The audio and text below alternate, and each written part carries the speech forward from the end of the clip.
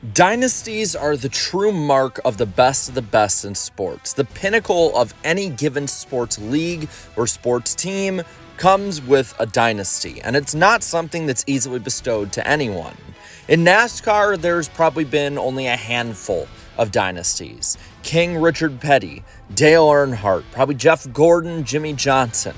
You may be able to even argue for Cale Yarborough.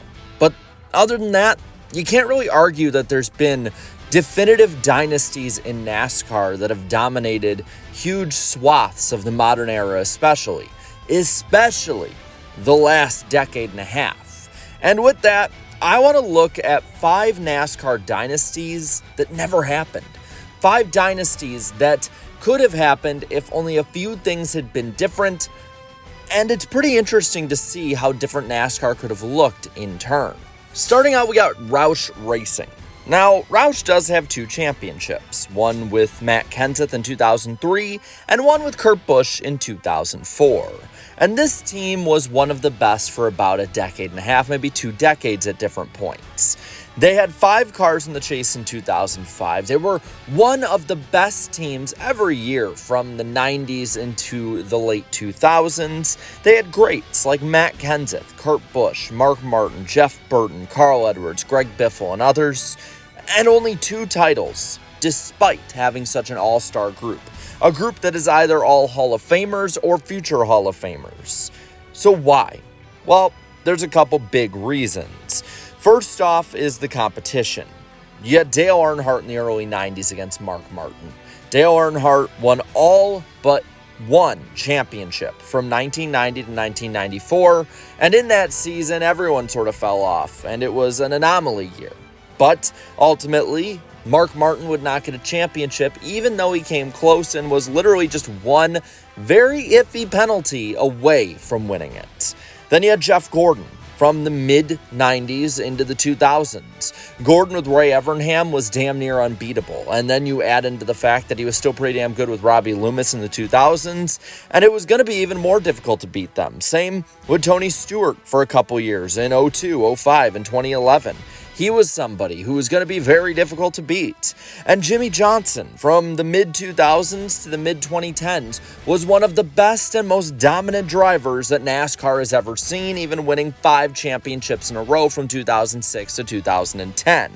And you add in not only the competition reason, but the fact that overall and overarching, Roush fell behind after their championships, after 5 cars in the 10-man 2005 chase. Technology-wise, it was widely known that Roush was starting to fall back. They were more old school with their approach at things and didn't adapt with the times. They lost teams, one because of NASCAR rules, but then also because of lack of sponsorship, lack of competition, lack of money, lack of good drivers to be in them, going from 5 teams to 4 to 3 to now where they're at today with 2. And then you add in all of that just in general, they were behind. Wanting drivers to do different responsibilities that most of the time with big teams, drivers just didn't have to do. And because of that, they fell to rock bottom in the 2010s and into the 2020s before Brad Keselowski came along. It's a wonder, had Roush adapted with the times even a little bit, how many more championships and wins this team could have had. Now, like I mentioned before, there's Tony Stewart. You would think with 3 championships in the span of a decade that Stewart would be loosely considered somebody with a dynasty, but ultimately, as we'll talk about, that wasn't the case. He won in 2002 with the Lapford system, the full points format over Mark Martin and others in a, quite frankly, odd season. He won 2005 in the first chase format over the likes of guys like Greg Biffle and Carl Edwards. And then in 2011, he won in a tiebreaker in the wild card format of the chase. And, well, again, over a Roush guy. It's a kind of a theme. He's probably one of the 10 to 12 greatest drivers in NASCAR history, if you ask any fan, and it seems like he should have had a dynasty for how damn good he was. He was one of the only drivers on talent alone who could stand up to the likes of Jeff Gordon or Jimmie Johnson. And, well, speaking of Jimmie Johnson, he is the biggest reason Tony Stewart never had a dynasty in his career. He won 5 championships, The 5 championships between Stewart's 05 and 2011 titles were all Jimmie Johnson championships. You can't have somebody win 5 in a row and then still say that you had the dynasty in that era. And performance-wise, he just could not keep up with the best teams championship-wise in the years of 06, 07, 08, and 2010.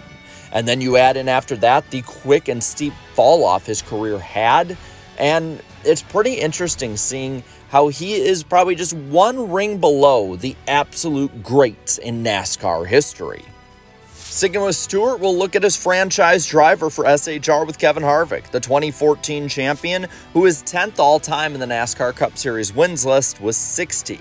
He won 43 times between 2010 and 2020. He had 20 or more top 10s every season between 2013 and 2021, and it seemed like Kevin Harvick was, if not the best driver, one of the best 2 drivers of the 2010s. So why did he never have more than one championship and a possible dynasty?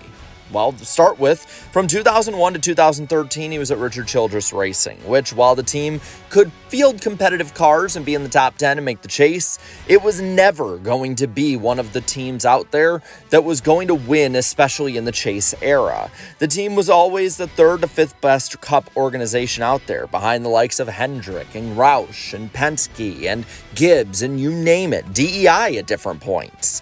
And the team overall just wasn't up to snuff. He had 31 wins at Stewart-Haas Racing, averaging about 3.1 a year.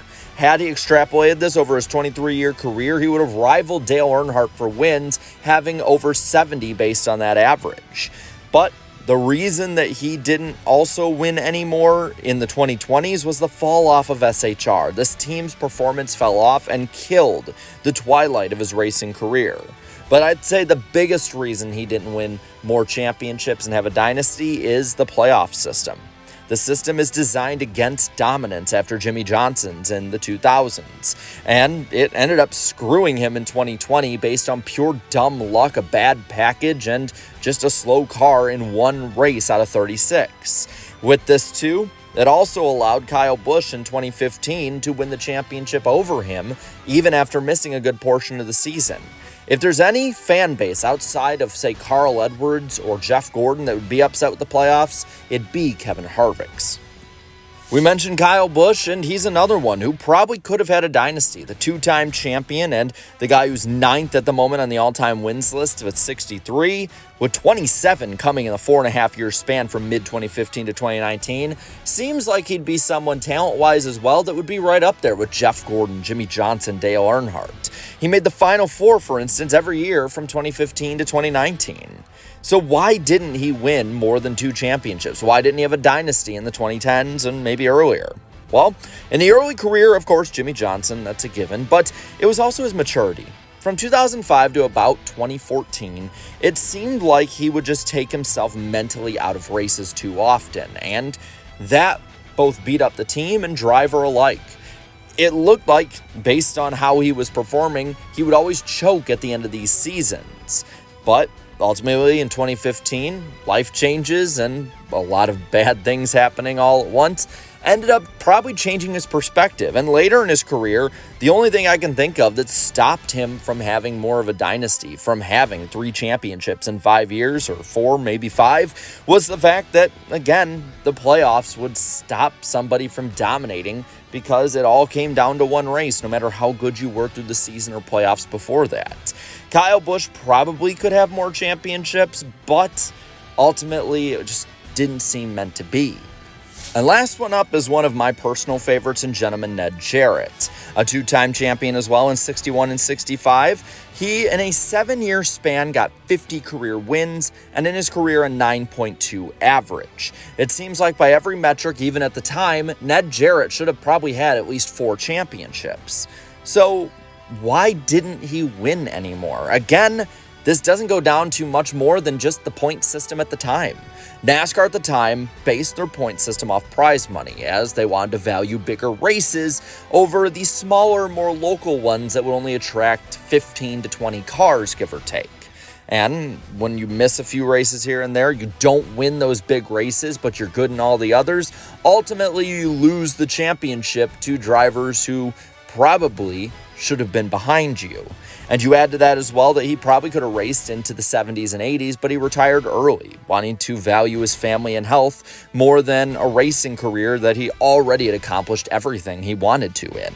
And with that, Ned Jarrett would never have the dynasty that Petty or Yarborough or Earnhardt would ever have. So there you go. 5 NASCAR dynasties that could have been but never were. Now I want to know what you think. What other drivers do you think could have, or maybe in the future could also have, a dynasty in NASCAR? Or do you think that's something that's just been done away with thanks to different rule changes? Let me know down in the comments below. While you're at it, leave a like on this video, share this video, and subscribe to this channel for more great and fun NASCAR content. Thank you so much to all my channel members for your continued support, and until next time, have a good one.